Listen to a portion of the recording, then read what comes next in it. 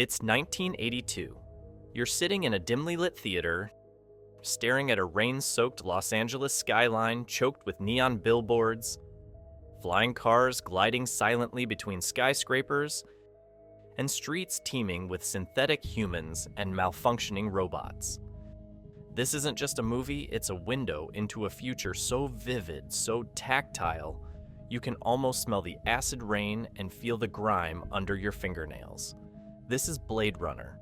In an age where sci-fi blockbusters like Avatar or The Avengers rely on armies of digital artists to conjure entire universes, Blade Runner did the impossible. Director Ridley Scott and his team built their future the old-fashioned way, with miniatures the size of small cars, hand-painted cityscapes, and sets so dense with detail they felt lived in. No green screens, no motion capture suits, just smoke, mirrors, and a whole lot of elbow grease. But why? Why go through all that trouble when even rudimentary CGI existed at the time? The answer is simple. Blade Runner wasn't just trying to show you the future. It wanted you to believe in it. And in 1982, CGI couldn't do that. It was clunky, expensive, and about as convincing as a cardboard robot. So Scott did what all great mad scientists do. He ignored the shortcuts and built his vision from the ground up. The result? A film that doesn't just hold up 40 years later. It outclasses most modern CGI-heavy films in sheer atmosphere and immersion. This is the story of how Blade Runner refused to settle for pixels and chose grit instead. The limitations of early CGI. Let's rewind to the early 1980s. The digital revolution was still in its diapers. Computers were the size of refrigerators, and the idea of using them to create entire worlds was, well, laughable. CGI existed, but it was primitive. Think glowing wireframe grids and geometric shapes that moved like drunk robots. Films like Tron, 1982, and The Last Starfighter, 1984, tried to push the boundaries, but let's be honest. Their CGI scenes look like a screensaver your dad would design. Take Tron, released the same year as Blade Runner. It was hailed as a groundbreaking CGI marvel, but its digital effects were limited to neon-lit grids and geometric landscapes that felt more like a video game than a living world. The human characters looked like plastic action figures pasted onto a light-bright board. Audiences were wowed by the novelty, but no one walked out of the theater thinking, wow, that felt real. And that's the problem. CGI in the 80s couldn't replicate texture, weight, or imperfection, the very things that make a world feel alive. It couldn't simulate the way light bends through smog, how rain slicks against a rusty metal wall, or the way a neon sign flickers when its wiring's on the fritz. It was all too clean, too artificial. Ridley Scott knew this. He'd seen early CGI demos and dismissed them as soulless. For Blade Runner, he wanted a future that felt lived in, a world where every crack in the pavement and grease stain on a mechanic's overalls told a story. CG, I couldn't give him that. So he turned to the tools Hollywood had used for decades: miniatures, matte paintings, and sets so detailed they'd make a museum curator weep. But it wasn't just about aesthetics. Early CGI was also wildly impractical. Rendering a single frame could take hours, or even days. For a film like Blade Runner, which required over 50 complex effects shots, relying on CGI would have ballooned the budget and stretched production into the next decade. Scott's crew later estimated that just one of the film's flying car sequences, if done with early CGI, would have cost more than the entire $28 million budget. Practical effects and miniatures. If Blade Runner's Los Angeles feels like a character in its own right, it's because Ridley Scott and his team didn't just build a city, they breathed life into it. Every inch of that rain-soaked, neon-drenched metropolis was crafted by hand, using techniques that were equal parts artistry and engineering. Let's start with the miniatures. These weren't your average model train set pieces. The Blade Runner team built sprawling cityscapes, some as tall as 15 feet, with intricate details like tiny windows, flickering lights, and even miniature billboards advertising off-world colonies.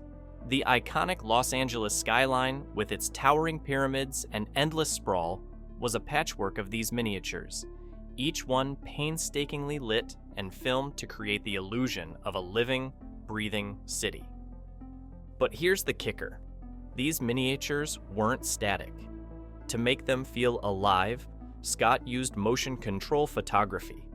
This involved mounting the miniatures on rigs that could move them in precise, repeatable patterns, while a camera filmed them from multiple angles. The result? Flying cars that glided seamlessly through the sky, weaving between buildings with a weight and realism that CGI couldn't match in 1982, or even today for that matter. And then there's the Spinner, Blade Runner's iconic flying car. The Spinner wasn't only a prop, it was a marvel for practical effects. They actually built several of them, including one for close-ups, one that could be radio-controlled to be used in flight scenes, and one for full-scale. The full-scale Spinner was placed on a socket motor rig that could tilt and spin and hover, while the mini version was shot against a black screen and added into the cityscape. What they got was a vehicle that seemed to embody reality, down to how it hovered too close to the ground, like a car that forgot how to drive, and how it reflected the neon lights. But flying cars and miniatures were pieces of the bigger picture. The streets of Blade Runner's Los Angeles were just as essential, and they had been constructed on giant sound stages. The sets were filled with retro-futuristic CRT monitors, chunky keyboards, and flickering holograms, all operated by hand. Everywhere there were trash and garbage, graffiti and broken robots, giving the world a degenerated feeling. Scott's team made a 20-foot-tall model of the Tyrell Corporation pyramid instead of rendering it digitally. They covered the model in hundreds of lights that were individually controlled. The model was filmed against a backdrop. With the help of smoke and optical composites, when the model was lit, the monument looked like it was a mile high and piercing the clouds. It was not just film effects, it was magic. Lighting and cinematography techniques. The world of Blade Runner looks alive, however, this isn't the sole reason why. It also has to do with how the movie was lit. Ridley Scott, together with Jordan Cronenweth, the cinematographer, did not light the film in a standard way. Instead, they crafted a dystopian dreamscape using smoke, neon, and shadows. They turned the lighting into an art form. Take smoke, for example. It plays a crucial role in Los Angeles' weather. The city is always shrouded in a mix of steam, rain, and smog. It was intended to purposefully enhance seasonal light and depth. The smoke did soften the light, but more importantly reduce the harshness of the neon lights. It also hid the seams between the miniatures and the live-action footage, making the city feel like a single, cohesive world. And there's the neon. In Blade Runner, Los Angeles is a metropolis submerged in illuminated advertisements, flickering signs, and the cold blue glow of holograms. But it does not give the impression of the warm, welcoming light of a contemporary city. It's harsh, artificial, and oppressive, a constant reminder of the world's decay. Scott and Cronenweth used practical lights to achieve this effect by adding neon tubes and LED panels to the sets. This has created the illusion of a city that is alive but devoid of humanity. The lights may always be on, but no one is home. A stunning, if not the most remarkable thing about Blade Runner is its lighting, specifically the use of shadows. The whole film draws attention to the film noir style, where many characters are often characterized solely by their outlines set against bright backgrounds or shrouded in darkness. This is not for mere visuals. It's actually meant to capture the themes of identity and ambiguity in the film. Are the replicants actual inhumane beings, or just mere shadows of their originators? The lighting makes the viewer wonder. Cronenweth's technique was innovative for its time. He created low-key lighting that constructed deep, inky shadow while simultaneously placing high-contrast lighting to highlight the harshness of the city. He backed up his claim by using lighting at the back of the actors' silhouettes, constructing light around their outlines. The film then took on a surrealistic quality, as though the character was calmly drifting through a dream world. And then, there's rain. In Blade Runner, the Los Angeles of the future is a city that is always raining, and the rain plays a huge role to just set a certain mood. It is actually a character within itself. The rain captures the reflection of the neon lights, causing a shimmering and even hypnotizing effect. It gives the city depth, making every street feel full of danger and slick. However, the fact of the matter is that the rain was not artificially added during editing. It was real water, which was sprayed onto the sets using hoses and sprinklers. This made it so the actors had to work in conditions that were completely soaking wet, but it also made the film have a level of immersion that CGI could never achieve. Matte paintings and optical effects. If you thought that the city that was depicted in Blade Runner seems limitless, it is only because Ridley Scott and his team did not just erect a city, they also expanded on it. With the usage of matte paintings and optical compositing, they managed to build a world that expanded beyond the boundaries set by their miniatures and sets. Matte paintings are widely regarded as a classic Hollywood trick. Artists paint detailed backgrounds on glass or canvas, which, when combined with real-life footage, creates a retouched deception of exceedingly immense environments. An example of this is Blade Runner, where these paintings were used to increase the height of the city's skyline, something that would have been extremely difficult and complex to build physically. Let's take the Tyrell Corporation pyramid as an example. The miniature made it look impressive, but it wasn't enough to showcase the massive scale of the building. To fix this, the team decided to hire a matte artist, Matthew Urich, to paint a sprawling cityscape around it. The painting added thousands of tiny windows, each one glowing with light, and layers of smog that obscured the horizon. The structure, along with the miniature, combined with the live-action footage, truly felt monumental because it served as a symbol of corporate power towering over a decaying world. But matte paintings weren't solely for props. They were also utilized to create the film's iconic opening shot, which features a wide-angle view of Los Angeles with flames erupting from smokestacks and flying cars zooming through the sky. This shot was composed of miniatures, matte paintings, and optical compositing, all blended together to create a smooth image. Optical compositing was another key tool in Blade Runner's arsenal. This involved layering multiple pieces of film, miniatures, matte paintings, and live-action footage onto a single frame. It was a painstaking process, requiring precise alignment and careful lighting to avoid visible seams. But when done right, it created images that felt completely real. For example, Deckard's spinner flying across the city was done by blending the set miniature model of the spinner along with a matte-painted view of the city and some live video footage of the street. This created a more breathtaking and real shot with the spinner moving around the city in a natural way. Blade Runner 2049. Villeneuve faced a huge challenge when he directed Blade Runner 2049. How do you follow up a masterpiece like the original film? Scott's original film was a landmark in practical effects, and Villeneuve knew he couldn't just use CGI to recreate it, so he decided to rely on practicality even more. The massive scale of sets and props are the first things that you notice in the movie Blade Runner 2049, such as the walls, landscapes, and details that make the world feel alive.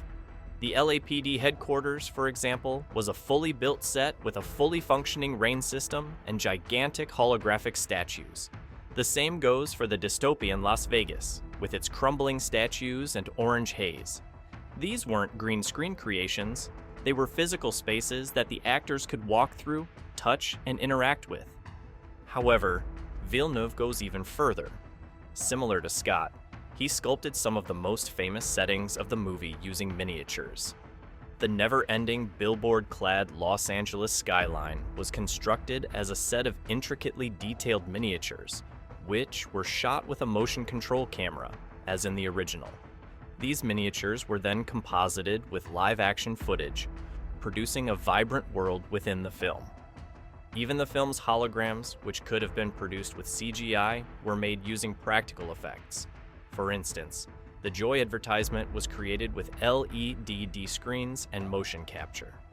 What result is a hologram that feels exceptionally real and heavy in presence, something CGI cannot do? Not to mention the lighting. Roger Deakins is a master of his craft, and in this film used physical lights to convey bone-chilling images. For example, the haze around Las Vegas was achieved through large lights and smoke machines as opposed to digital effects. These provided the scenes with a real, physical feeling that CGI could not do. Legacy and influence. Blade Runner didn't just create a world, it created a language. Its gritty, neon-soaked aesthetic has become a blueprint for sci-fi storytelling, influencing everything from films to video games to fashion. Even 40 years later, its fingerprints are everywhere. Take The Matrix, 1999, for example. The Wachowskis' cyberpunk masterpiece owes a huge debt to Blade Runner. From its rain-soaked cityscapes to its themes of identity and reality, The Matrix feels like a spiritual successor to Scott's vision. And let's not forget Cyberpunk 2077, the video game that wears its Blade Runner influences on its sleeve. From its rain-soaked streets to its morally ambiguous characters, the game feels like a love letter to Scott's vision. Even the term cyberpunk itself owes a debt to Blade Runner, which helped define the genre. But Blade Runner's influence isn't just limited to science fiction. Its aesthetic has seeped into mainstream culture, from fashion runways to music videos. The film's mix of retro and futuristic design, think neon lights, trench coats, and clunky technology, has become a shorthand for a certain kind of cool. So, why does Blade Runner still matter? Why do we keep coming back to its rain-soaked streets and neon-lit skyline 40 years after its release? The answer is simple. It's a film that refuses to let go. What do you think about this? Let us know in the comments section below, and make sure to like the video and subscribe to the channel. Thanks for watching.